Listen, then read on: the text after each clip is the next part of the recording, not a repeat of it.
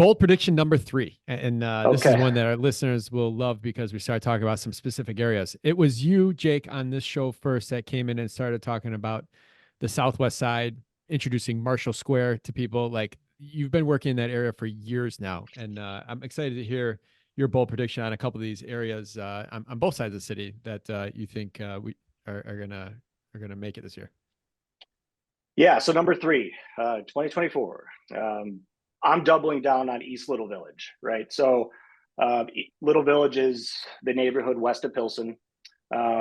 And we have done deals in East, West Pilsen, Marshall Square. Marshall Square is kind of that neighborhood that's almost unnamed, but straddles the middle ground between Little Village and Pilsen, which I love and we love to transact in. But it still hasn't gone through that like boom. And I think it's coming, and we're starting to see it in some of the new developments, in some of the rent to build in the area. Previous guest that I know you guys know pretty well too, Lauren Stunning, reps a lot of builders in that area that are where the numbers still work to build to rent buildings, because the rents are starting to catch up. And those developers, if they don't sell the building, they can hold it and they're still doing fine based on the income they're getting. So what area? What's the breakdown location wise? Give me the borders of East Little Village. Yeah, good question. So like East Little Village, I'm talking like up to like, within strike distance of 𝗦𝘃𝗃𝗀𝗀𝗃 and 31st.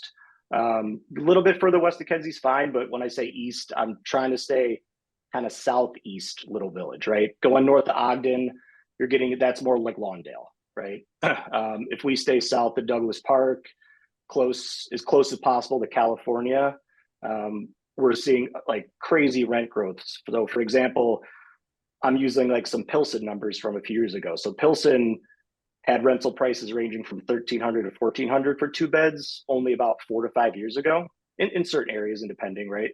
Now averaging $1,900 a unit, right?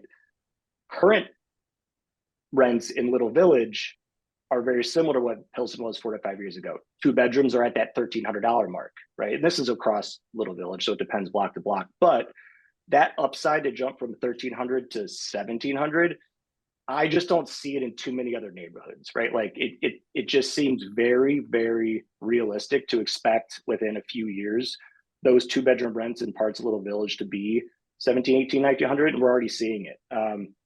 I just looked at an OM a couple days ago on the 2300 block of South Whipple, right? So pretty close to Marshall Square, just west of California. Recently rehabbed 2 bedrooms, 900 square feet, renting for $1,700.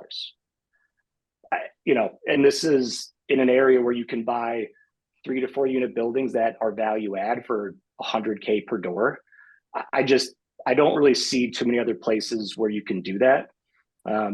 But I also couple this with, there are other areas we can buy distressed stuff, East Garfield Park, far north side, west, I'm a big fan of West Rogers Park, but I think the development East Little Village is huge too. So I don't know if you guys are keeping track of it. I touch base every once in a while with it, but there's a huge mixed use project that's inching closer at 31st and 𝗦𝘃𝗃𝗀𝘃, which is going to be where the new like St. Anthony Hospital is potentially being relocated to, but they're also coupling that with like a $600 million mixed use spinoff, right? There's going to be retail, residential, and things like that. So the medium term rental potential down there, I think, is giant. So, and then lastly, the El Paseo Trail, again, a little bit of I think I mentioned even before, so that's a little bit of a long shot, but again, it's speculative, but the 606 was speculative at some point too, right? So if that bridges Pilsen to Little Village at some point and they make it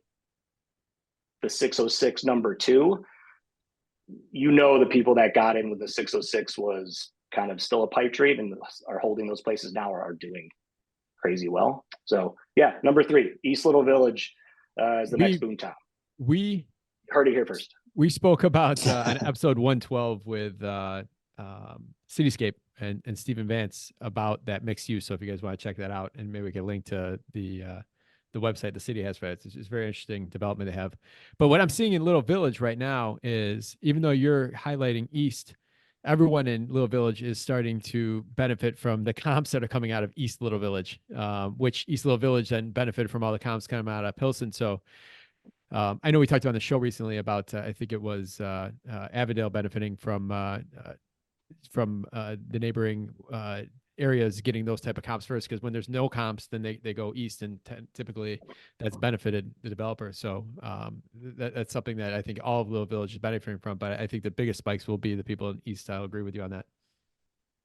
Yeah, and I think it's pretty interesting that, you know, you mentioned everywhere in Little Village, because I had a chance when we were preparing for this to catch up with a client that bought a 4-unit in Little Village 2.5 years ago and has a 3% interest rate locked in. Good for her.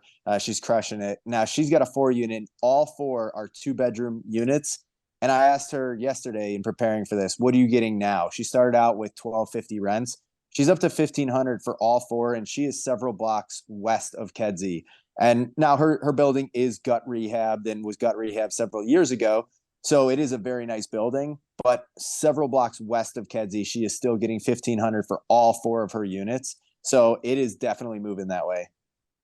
The one thing I think you guys agree with me on, or correct me if I say this the wrong way, in Little Village, there's a lot of different types of floor plans. So a 3-2 might be 800 square feet compared to a 3-2 down the street that might be 1,500, because the housing stock was built so differently for the back of the yards historically for the blue collar side.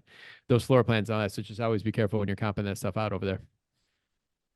Yeah, no, I agree, and I think the not a counter to that, but the expectation is not a lot of people are moving from the north side to the south side, right? So usually you get people that have lived there that are upgrading from a different block, so they're used to those layouts typically.